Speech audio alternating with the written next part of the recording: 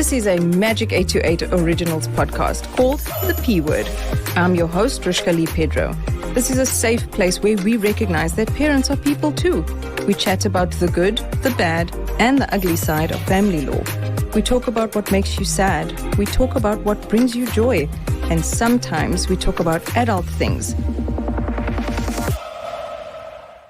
Welcome to The P Word with me, your host, Rishka Lee Pedro. And I have a very, very special guest. Please allow me to introduce Mr. Austin Basis to The P Word. So this month, because it is November, the World Diabetes Month, we are shining the spotlight on all things diabetes. Now, I'll give you a few stats from South Africa, with 1 in 9 adults living with diabetes at the moment, which is the highest prevalence in Africa. We've actually reached 11.3%. So the country will also register an estimated 96,000 deaths due to diabetes last year alone, 2021, which is quite a large number. All right, so Mr. Austin Basis, all right, he is an American actor born in Brooklyn, currently living in LA, Los Angeles, beautiful hills, Hollywood. From a young age, he knew that the world was his stage, and he would stop at nothing to get to where he wanted to be, his dream to be an actor. Okay, so he has acted alongside some of the greats, Al Pacino, Viola Davis in How to Get Away with Murder, one of my personal favorites, and Harvey Keitel, and etc., just to name a few. All right, are you guys listening? Wow, this is so amazing. Okay. What I know him for and what I love him for is his role as Professor J.T. Forbes in the famous CW series called Beauty and the Beast, where he was alongside the beautiful Kristen Kruk and Jay Ryan, Nina Lisandrello, and Max Brown, just to name a few. All right, now, Mr. Austin Basis, in his personal life, however, he does live with type 1 diabetes, and he's well known for his activism to create awareness far and wide as possible. So he's also the celebrity ambassador for the JDRF in the USA, which is the Juvenile Diabetes Research Foundation. Austin Basis, thank you again and welcome to The P Word. How are you?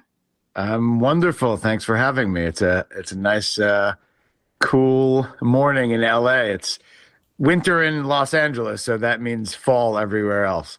Oh, wow. Okay. So yeah, we've now taken all like our clothes off because it's so hot now in South Africa, in Cape Town where we are. So did you have to wake up early, especially to do this with me? I don't have to wake up that early, but yes, this is bright and early. It's about 9 a.m.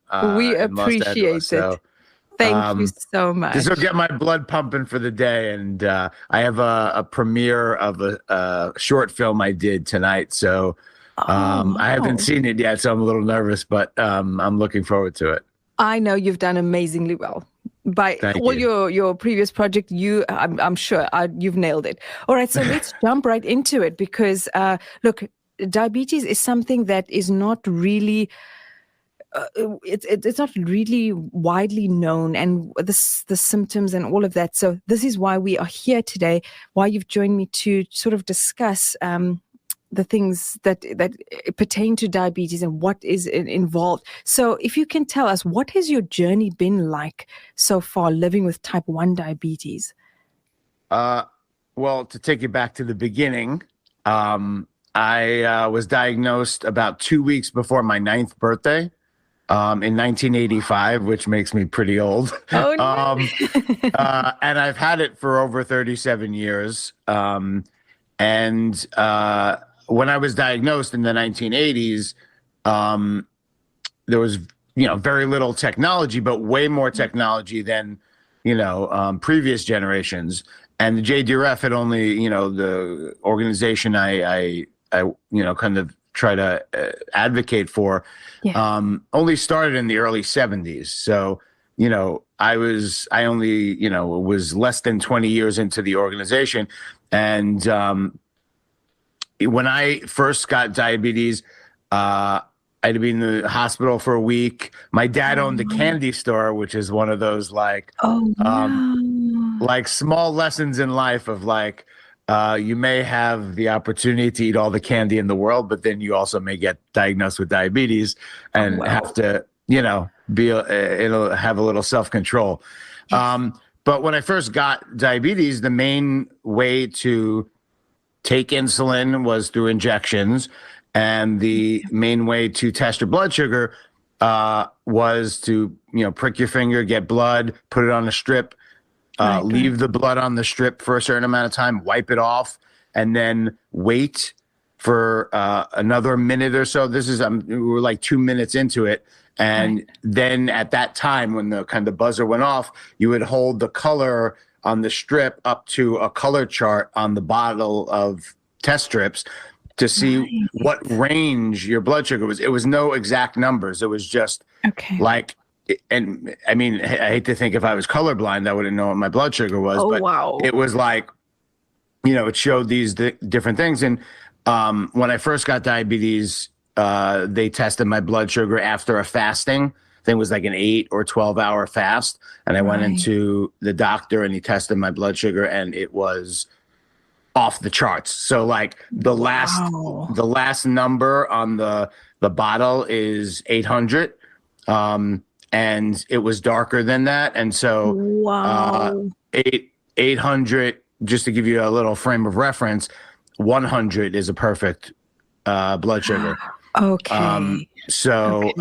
It was kind of high. So I got admitted to the hospital. They get my blood sugar under control, taught me how to test my blood sugar, taught my parents how to give me insulin, and ultimately taught me how to give insulin. And throughout the time I've had diabetes and become more active in the community and learn more about the technologies that are all based, all come out of research, out of years of development and studies and clinical trials and human trials. And then, in the US FDA approval is a big, hurdle. But I quickly got an electronic blood testing kit my grandparents bought me. And that was because they had some money, so they could buy me that.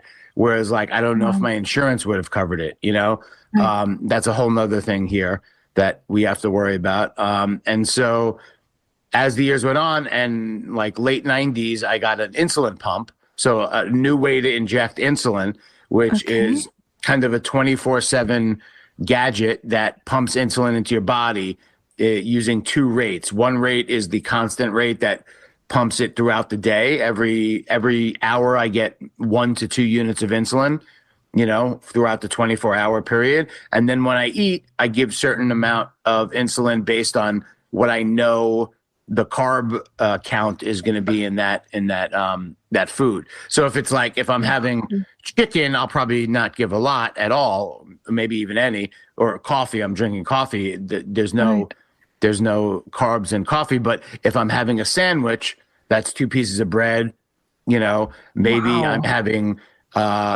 some sort of like sauce or dressing on it that has sugar in it, a drink, juice, that type of fruit. Those things have carbohydrates. So I do math in my head all the time. But I have the insulin pump, and I've had it for over 20 years. And then recently, the bigger technology is the continuous glucose monitor, which is an amazing step. I know one of the milestones this year is it's been over 100 years since insulin was invented or discovered. And then throughout that time, it's been improved, obviously, and more specified for its different uses, like whether it's long-term, fast-term. There's a couple of insulins that are close to like human form. There are kind of insulins that are a little, I think so, some therapies, not necessarily insulin, but therapies that are smart in the sense of they will only work if you have sugar in your system to activate the insulin. And so it's kind of amazing. And the CGM, which is a continuous glucose monitor, is similar to my pump, but my pump doesn't do anything with my blood sugar or, blood levels. The CGM is what tests my blood sugar. It's actually interstitial fluid. It's not blood sugar, but I calibrate it. And there's a lot of different versions of this, but mine connects to my pump, and they work in tandem in a sense to be like right before I went on, I forgot to dose up because I was getting ready. The oatmeal I had this morning, I didn't dose up to give myself insulin to cover the carbohydrates. So I had to give, a few units, 5-6 units of insulin before I got on. And the alarm could go off in the middle of the interview, but that's also telling me that I'm out of range and I need to give more insulin to get myself back into range.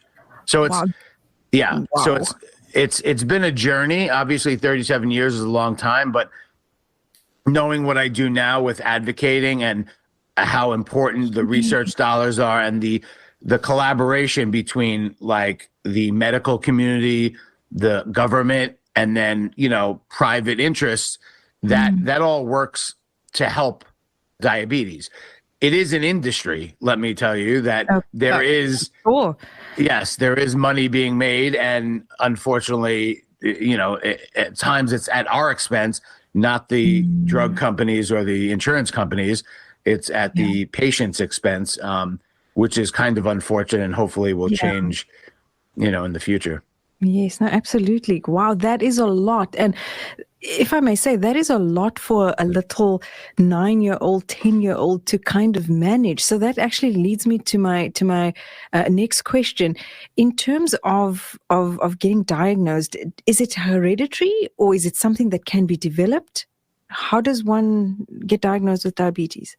Okay, so I have type 1 diabetes, which is genetically predisposed, meaning that when I'm born, I have the genetic makeup to get or acquire or be diagnosed with diabetes at some point in my life. Doesn't mean I will. It just means somehow in my genes and in my inheritance, from my ancestors or my, parents, grandparents, there's something in me that they know because I get type 1 is a marker that I will get it. There have been people that they've been diagnosed with type 1 that haven't been diagnosed till like age 60, which is fascinating to think how in those 60 years and what their body did to stave off insulin or insulin dependence.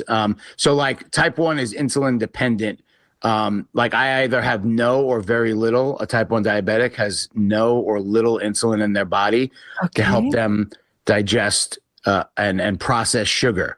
Type 2 diabetes is oftentimes, is, I would say, acquired by what's it called, environment versus, and upbringing versus, like nature versus nurture. So type 1 is more nature and type 2 is more nurture. So meaning that if you are overweight or you have some other medical conditions, or your pancreas is overwhelmed or breaks down, it doesn't necessarily need full replaceal, like it doesn't need full insulin, but and I think the two key things are also that you could, with type 2, you could kind of get, shake it, or, let's say if you're overweight, you could lose weight, change your diet, take insulin pills, and at some point you could, kind of be cured or not have it anymore. Type 1 diabetes, once you're diagnosed, that's it. You have it. And there are 2 courses. People are in the community are, trying to raise money and research and dollars and come up with all these solutions to manage it. That's one track. Actually, there's 3 tracks. Managing it, curing it has always been searching for something that's going to cure it. But that's, I would think, the hardest thing. In America, there's also the preventative measure, like almost like a vaccine. So FDA just approved a vaccine that's been like in the works since the 80s or 90s, for as far as what I read, that if, they have tests now, if you're like a sibling, like you're saying, if it's inherited, you have a sibling that has diabetes, they have tests to see if you're prone because you're in the same generation and you probably have similar DNA. So they check it every year. There's kind of a test if you're like looking like you're gonna, possibly be also, diagnosed. There's this new FDA approved drug medication allows a person on average to postpone a diabetes for about 2 years. So basically it's I think they called it disease delay or delay the onset of diabetes, which is crazy. You thought that, the insulin was a great, it is because, diabetes used to be a death sentence before insulin, Yes. but now we're talking about like what you need to go through every day, 24/7 to like manage diabetes and stay healthy, which is possible, very possible 100%. with all they have today. Yes. But now they have a thing where, and you could push it off, as long as your body and the drug working together could do, and at least prepare for the inevitable life and lifestyle change that would come with a diabetes diagnosis. But that it's is crazy. absolutely fascinating because within those, like, who knows, like technology is advancing at such a rapid rate. I mean, within those 2 years, they could have come up with something even better and even like it can prolong it even further. I'm so fascinated by that. That is awesome. So that's awesome. Okay. So on that, so as a parent, okay, what would be the trigger warning that like there's something wrong with my child or with me? What would be that thing that they could possibly look out for? Maybe is it just you're feeling lethargic, you're not feeling well? Like what would trigger a doctor's visit or like, listen, something needs to be done? Well, there's a series of warning signs that, and I'll tell you which ones I had. I had most of them, but so I was about 8 years old in sleepaway camp, and usually before camp you need to take a medical. So I think I weighed, God, I wish I was as skinny as I was then, but I weighed like 70 pounds, right? 70. I don't know what that is in kilograms. No, that's about 35 kgs. Wow. So I was, slight kid. And so 8 years old. And by the end of the summer, I had, when I was weighed at the doctor for my school medical, I was like 60 or 61 pounds. I had lost 10 pounds over the summer. And it was really, honestly, in the second half of the summer. Wow. And what basically happened was a series of, and this all leads to the same thing, but a lot of these symptoms are similar symptoms to other conditions and chronic illnesses. Yes. But when coupled together, they kind of point in the direction of diabetes. So, the background of what happens is when your body cannot process the sugar, right, and use it for energy, which is what, why we eat, why we have food and drinks, and we need energy. Our body needs energy. Our organs need energy to process, right? And part of that, kind of processing of the sugar is digesting it, right? So you eat a piece of bread, it breaks down into, the grains and whatever, and then the simple sugars that your body will use and your cells will use to take a walk, you pump your blood, throughout your body, like your heart, your, liver, kidneys, all that stuff, process and, all that.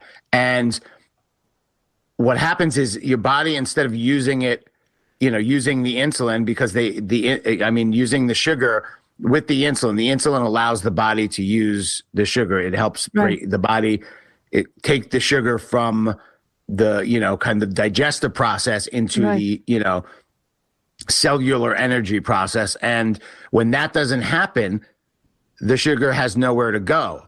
So it gets spilled over into your urine. And so when you take a urine test and you could test your blood sugar from that. And then also it just goes into your blood. And from what I was told by doctors and scientists, it basically your blood goes through all your organs. So that's why the extremities and kidneys and hands and feet, Right. like if your blood is kind of being thickened by sugar, it's like, they talk about blood thinners. It's basically, imagine syrup going through your organs and damaging everything in its path.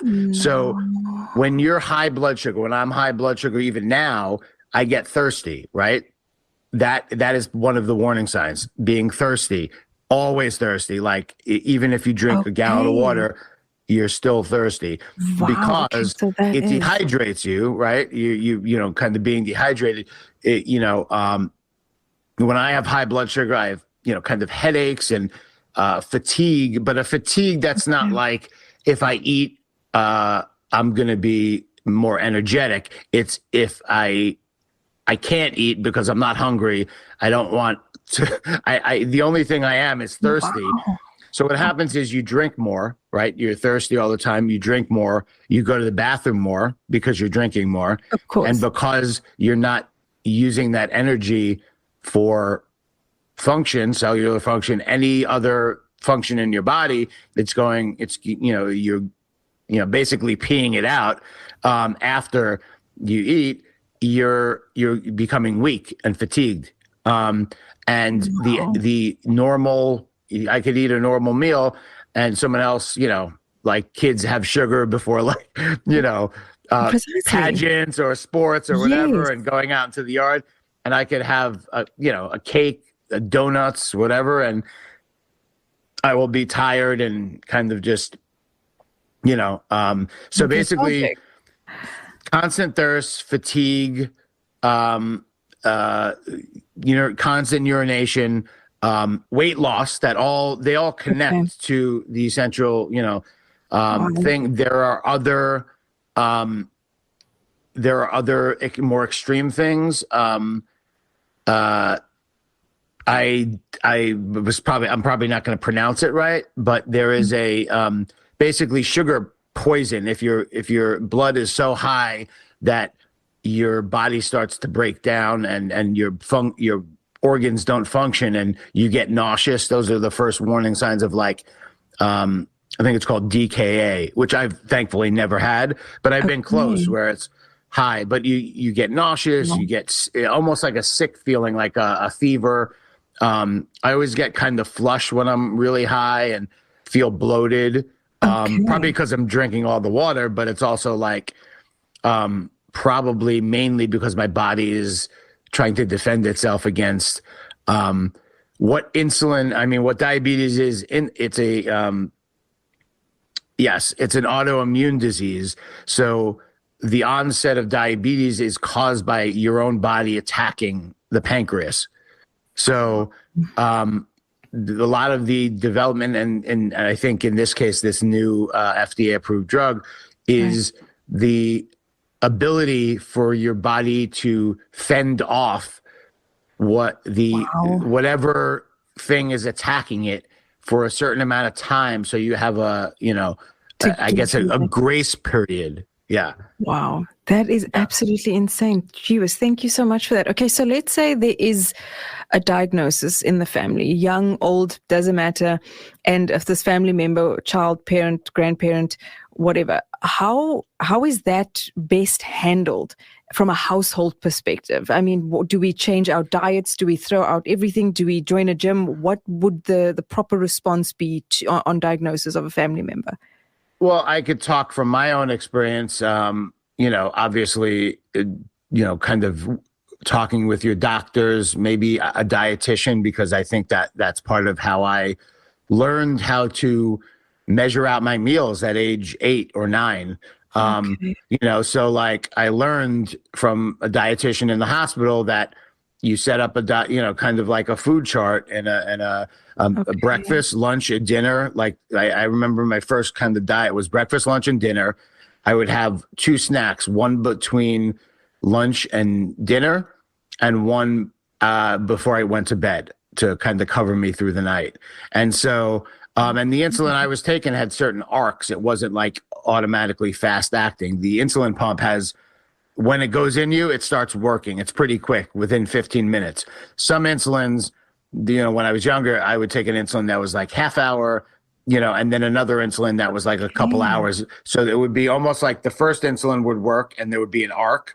And then the second insulin, just as the first one was going down, the second insulin, but I had to eat at certain times, because if this, the peak of these like 2 insulins happened and I didn't eat, I would go low. I would have a hypoglycemic reaction, and hypoglycemia is opposite of diabetes, which is when someone's some pancreas overproduces insulin, or causes your blood sugar to drop at random times. Diabetes is when your body doesn't have enough insulin and your blood sugar goes high, so you have to take it from the outside, and you wind up having symptoms of both.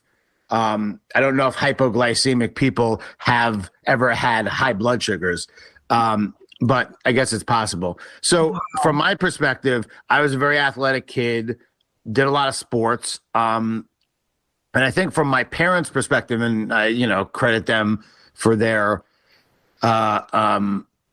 ability to maintain the normalcy of my childhood as it was, playing Little League, going to dance school, or, being in school plays, that type of thing. Nothing was like, all right, we can't do this anymore. It was just understanding. And I think the household as a whole, even my younger brother, I mean, I was 8 or about to turn 9. He was 6, about to turn 7, 2 years. And so he even understood. He used to call it diabetes. He didn't know the name. So it was funny. It's like, asking, my friends would ask on the block, where's Austin? He's like, he's in the hospital. He has diabetes, that was, but yeah. So I think as a household, the goal is to maintain as best you could the normalcy and the fun of childhood. Yes, you'll have to take your, blood testing and possible, insulin kit wherever you go. Always have like snacks with you. And that was the thing. We always had to leave the house with snacks if I went to play sports, because you're in the park. There's not, you can't buy anything there. You have to like have an apple juice or a banana or, a granola bar. So I think it's just knowing and understanding as a household, and, whether it's your siblings or your parents or grandparents, knowing that there's just an added responsibility and that to be aware of, especially during sports, even during school, knowing that throughout school at a certain point, I realized, or my parents and doctors and, I guess teachers realized that at a certain point, I was having a low blood sugar reaction in the mornings. And so they felt like it was necessary for, instead of having that afternoon snack after lunch, I had to add a morning snack. And, in school, they don't want you to eat in class. So I would have to go to like the nurse or the school counselor, that office, because it was always, relatively empty unless there was an emergency. Go have my little, cheese and crackers, or like, and then return to class. My bag of apples or something. And so I think ultimately as a household, as a family, you want to maintain as much of a normal existence as possible. And I feel bad saying this because a lot falls on the parents, as it is, but you could take a lot of the burden away from your kid, and while still teaching them the basics of how to maintain control of their blood and their diet and being aware of this stuff. You don't have to it's not like, I feel like the opposite. If you're overprotective and over nervous about, involved, yes. And it's quite possible now because of all the technology. I mean, parents, all the kids I meet, they have all the technology, and their parents on their phones have their blood sugar because of the continuous glucose monitor. They have their blood sugar level at all times on their phone. Wow. Imagine if your kid is going at a sleepover or going away to school or on a trip or to college, and you're as a parent, one of your daughters, you look and you have this graph and number constantly going up, down, alerting you with alarms like you do on your phone.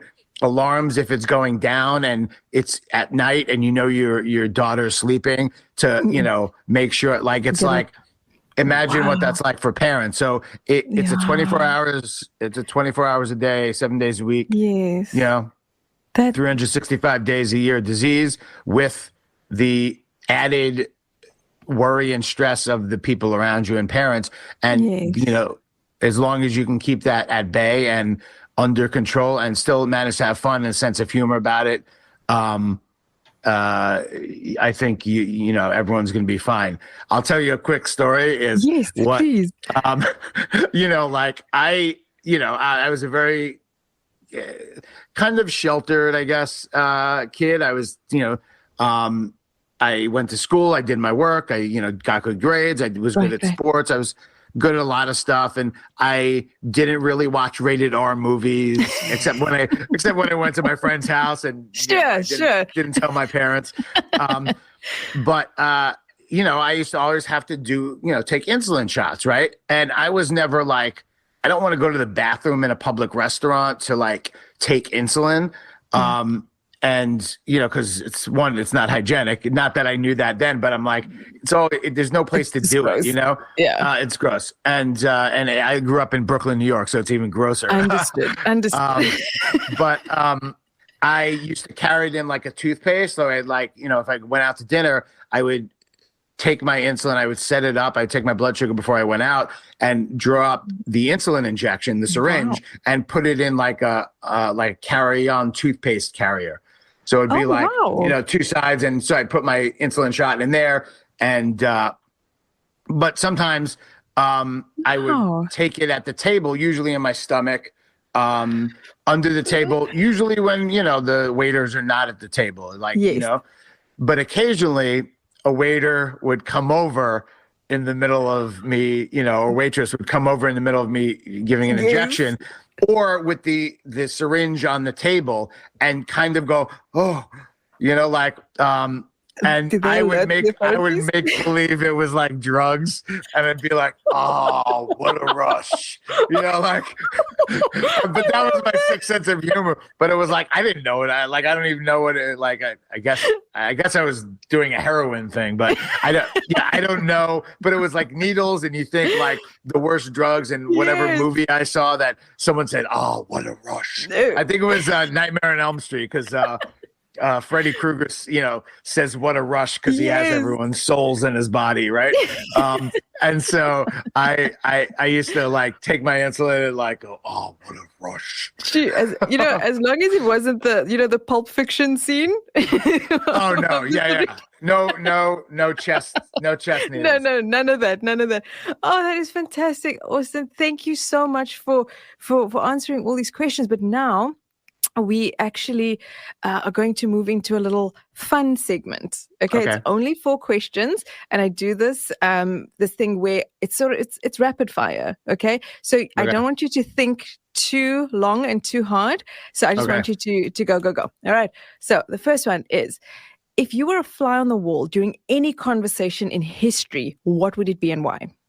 I think for me at least, it's funny. Like, I was thinking about diabetes, but you don't want to be a fly on the wall in the testing facility for insulin.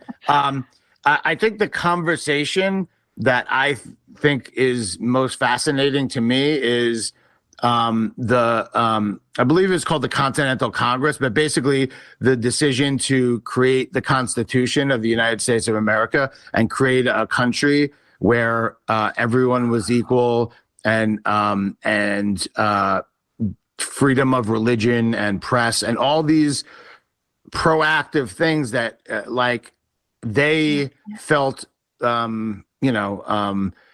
punished for in their previous country, or prevented from doing, whether it was the religion or the press or speaking truth to power and all that stuff. It just seems like a fact, especially with the world as it is now, where some of that, the essence of that conversation and that document that was created has been like used for different sides of the political, like, power. And they're using, you're using a document to like prove things. It's kind of like any religious text, right? Sometimes those religious texts are not used in the most beneficial way for society and the world at large. They're used as weapons, and but I would be very curious to kind of see how these, I guess, unfortunately, like all white men, figured out a way to try to protect everyone, which is not necessarily what white men do today. No, we won't get into that conversation. Yes, no. No, but I absolutely get you. That would be very fascinating. I think it would be almost not soul crushing, but it will just be like your jaw on the floor the entire time. So I get that 100%. All right. Yeah. Okay, next one. You ready? Yeah. If you had a theme song to your life, what would it be? Go. Oh my God. I always thought if I wanted to play baseball when I was younger, and every like a lot of sports, actually at least baseball, you have like probably like 30 seconds of you walking from the batter's box to the to the batter, the on deck circle to the batter's box. And so I always thought that I love the Beastie Boys. So I was like, I always thought that it would be No Sleep Till Brooklyn. Because it's like, it basically starts with no sleep till. Exactly. Okay. Because I thought that would be like a good, and the rest of the song is not necessarily, it's just that No Sleep Till Brooklyn is like, I can't hide that I was, born and raised in Brooklyn, and that I have a soft spot. I spent the last 8 months or so there, so it was like a nice reunion between me and my home city. Yeah, that's awesome. Okay, cool. All right, next question. If you had the opportunity for anyone to narrate your life, who would you choose and why? Barring two people: no James Earl Jones and no Morgan Freeman. Oh, that's tough. I was going to say Morgan Freeman. No, they out. I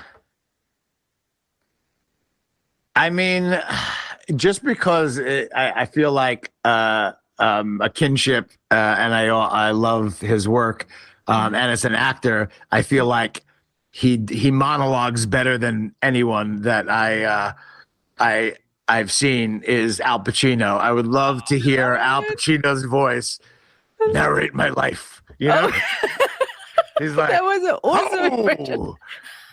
Yeah. Oh, we got into the actor's studio. Do it so well. No, I don't. It's not a crafted impression, but it's very much like that energy of like, I don't know that he could speak in a whisper like Morgan Freeman. It would be fun. Fun story with Al Pacino narrating. Love that choice. Okay, we're down to the last one. Okay. One thing from your childhood, all right, yesteryear, that you wish children today could experience. Oh, wow. That's a good one. One thing that I think children could experience,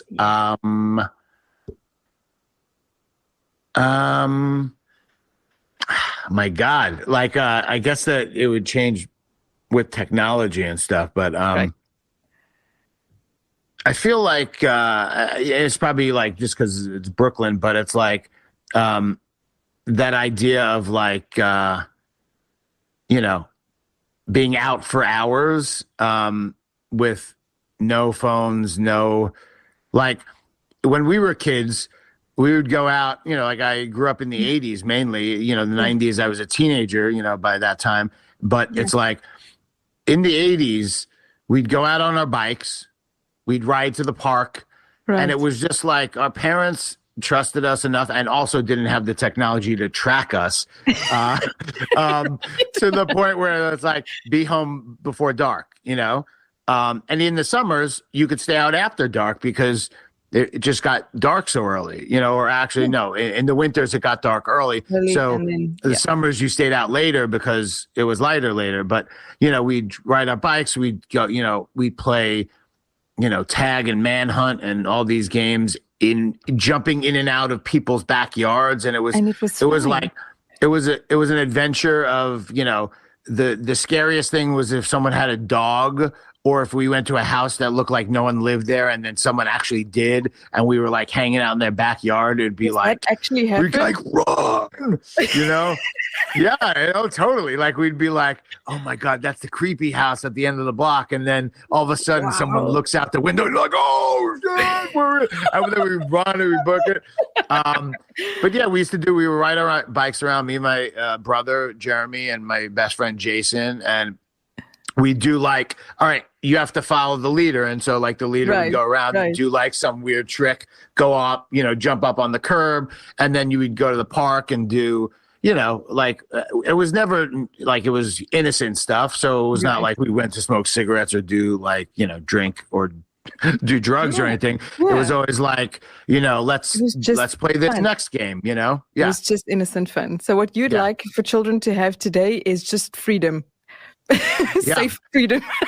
Well, actually freedom from their parents for like more than an hour or two at a time. And like, I'm talking about like we get home from school at 3:30 and we'd be out until like 6, maybe 7, that's like 3-4 hours of freedom. No, you can't do that now. Yeah. No, that's gone. All right. Well, perfect. Okay. So, Austin, we are reaching the end of our time together. So you have the opportunity now to tell us what projects you're currently working on, what's coming, what can we get excited for? I know that you just finished a series. I'm not too sure if you can say any of these things, but what have you got going on? Okay. Like I said, I have some independent films that I've participated in. I think when you work I'm 21 years post-graduating school, and, I'm still working and meeting a lot of people. But what winds up happening is you make a community, and you have people within your community that either connected or make their own projects or cast, their own projects. It happened. I've gotten a couple TV parts because people I've worked with before and developed relationships, working and friendships, have wanted me to be part of their project, and so that happened with Reasonable Doubt, which just came out on Hulu. I was supposed to recur, but then I got The Marvelous Mrs. Maisel, which is what I've been busy with since March in New York. So I lived on and off in Brooklyn and worked in Brooklyn from March through a couple of weeks ago for the final season of The Marvelous Mrs. Maisel. Okay. So that'll be on Amazon Prime. I don't know what it will be in South Africa, but and when you get that stuff, but it's a great kind of classic comedy. It's won a lot of awards, and it takes place in the late 50s, early 60s. Awesome. And so it's like a period piece, hence the mustache. I'm trying to grow it. I want you to see my beard back in, but it'll take some time. I don't grow facial hair quickly. So that's what I'm working on. And then with these independent films, a couple of them are shorts, but they're all like high quality things that I had friends and associates that wanted me to kind of be part of their projects. And the submissions deadlines have started already for next year's festival circuit. So 2023, usually the early part of the year is Sundance, and then everything kind of proceeds from there. And the bigger festivals, South by Southwest, and Toronto doesn't happen until later in the year, but the international festivals like Cannes and Berlin and Venice, they're all kind of middle of the year. I think Venice just happened it's the last one. I think it's either Cannes, Berlin, then Venice, or Berlin, Cannes, then Venice. But Toronto is the last one of the year that kind of sets off the Oscar race, So it's like, but it's, because of my diabetes and because of my work in the advocacy with, type 1 diabetes and, in disability inclusion, I also write and kind of done a comic book series and now a graphic novel that we just finished that we're going to kind of go out there with, called The Kinetics. It's about a group of students with disabilities and chronic illnesses that are superheroes, students by day, superheroes by night. Love it. Love And it. their superpowers come directly from their ailments. So, the bigger message is that their perceived weakness or weaknesses are their greatest strengths. That, people that perceive them as weak will learn their lesson. Absolutely. They're fighting for good. They're not Avengers. That's they're beautiful. fighting for good. I love that. When you're an actor at this point in life, and not true about 20 years ago, but I feel like you always need to, be working and being creative. And for me, whether that's writing, art, going to the actor's studio, watching other people work, I went to my friend's son's play the other night. That was like a middle school play. And it's like, you learn about how, like what's changing, how, like the world it's by evolving. watching. Everything's changing. Completely. And so like, you have to evolve with it. And as long as you're always being creative and keeping those muscles The open, juices flowing. relaxed, keep the juices flowing. Right. I think that's positive energy. And I think it's always like constructive energy, because I'll be working on something writing wise and I'll get an audition and feel like it's not out of nowhere, that I could take all the energy that I have going for, the kinetics, for example, and go into an audition knowing that even if I don't get it, I have, I go back to, writing the kinetics. One of the projects I did is a project called Daruma. It's about the two main characters are people with disabilities. It's a, I don't know if you ever saw that film Coda. No, but I haven't. Child of deaf adults, like that's what Coda stands for. And it was a story about a family, a deaf mother, father, and brother, and their daughter that was hearing, and so was able to hear. And she mainly acted as the translator. It was kind of I think it was a French film or concept that was adapted to American. And won big at the the awards, and so. I think things are changing with like disability inclusion in the media. And I don't necessarily count myself as a person with disability, but I certainly have, on health insurance forms, a pre-existing condition, Yes, so that has like, that I've had to deal with that, other people don't.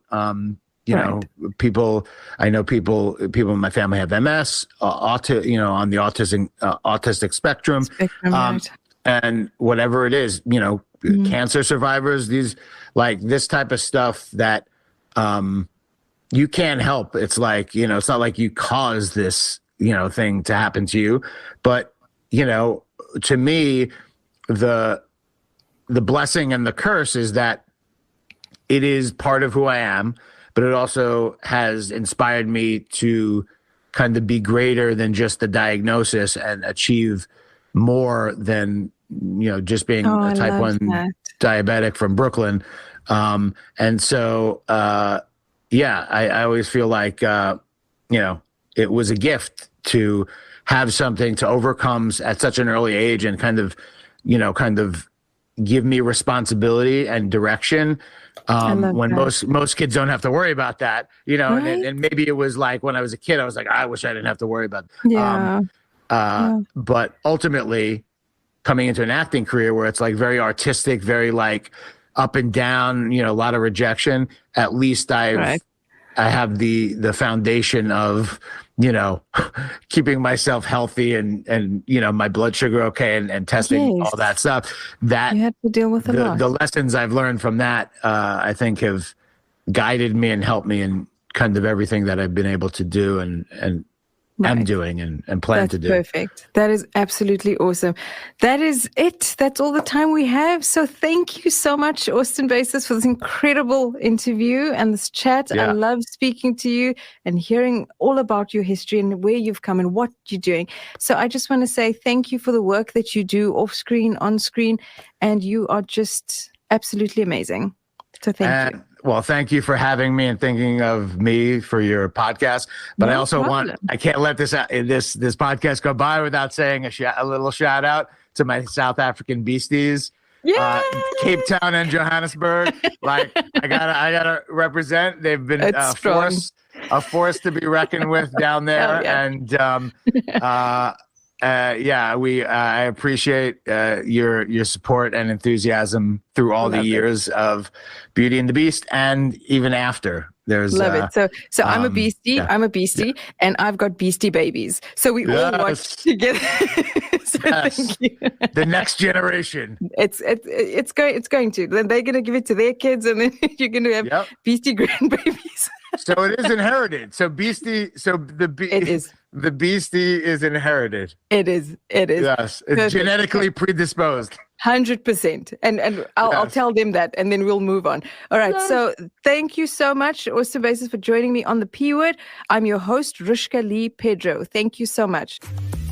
This has been another exciting episode of the P Word with me, your host, Rushka Lee Pedro. Thanks for joining us.